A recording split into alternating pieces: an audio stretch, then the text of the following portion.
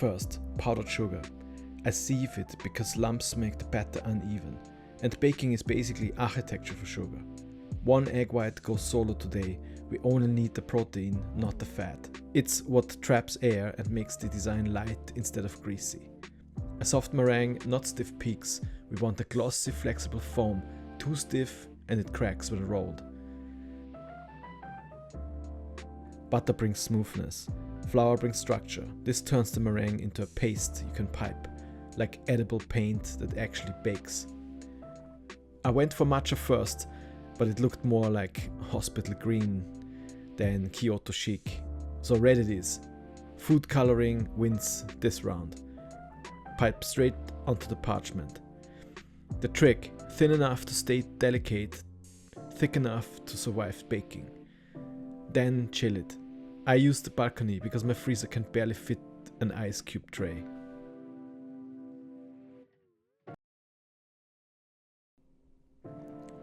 Start with cake flour. I sieve it to aerate, basically pre-fluffing the structure so the sponge rises evenly instead of forming random bubbles later. Back to egg surgery. I reused the yolk from before, no waste, just pure emulsifying power. Yolks bring richness and help the oil and water behave like friends instead of enemies. Carrots, the sneaky ingredient.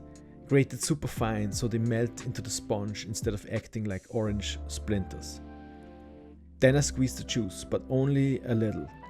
Too wet and you will steam the cake, too dry and you will lose the soft earthy sweetness. Aim for damp, not desperate. Yolks and sugar get beaten till pale. That's when the sugar starts dissolving and the yolks trap air. It's a foundation for a fine crumb. Then slowly drizzle in the oil to make it glossy and smooth. Think of it like building an edible emulsion. Meanwhile, the egg whites become our lift. Sugar stabilizes the foam and you stop at medium stiff peaks, glossy with a gentle curl. Flour goes into the yolk first, then carrots. That keeps the meringue safe from overmixing. Gently fold in the whites in 2 stages. One to loosen, one to lift. Spread it evenly over the chilled inlay. Tap the tray twice to pop large bubbles. Bake just until it springs back when touched, around 12 to 13 minutes at 175 degrees Celsius. You want flexible, not crisp.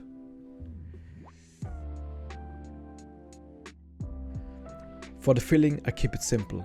Mascarpone, cream, sugar and a touch of lemon zest. Cold bowl, cold cream, soft peaks only. Loosen the mascarpone first, then fold it all together into a smooth cloud. While that chills, I keep the sponge covered so it stays soft. A dry sponge cracks, and we've come too far for that.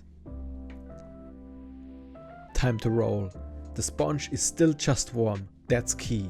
Too cold and it cracks, too hot and it melts the cream. I unroll it gently, spread on the mascarpone cloud, then roll it back up, tight, just using the parchment for support. Chill it for half an hour or so it sets its memory, like a yoga stretch for cake. Then slice.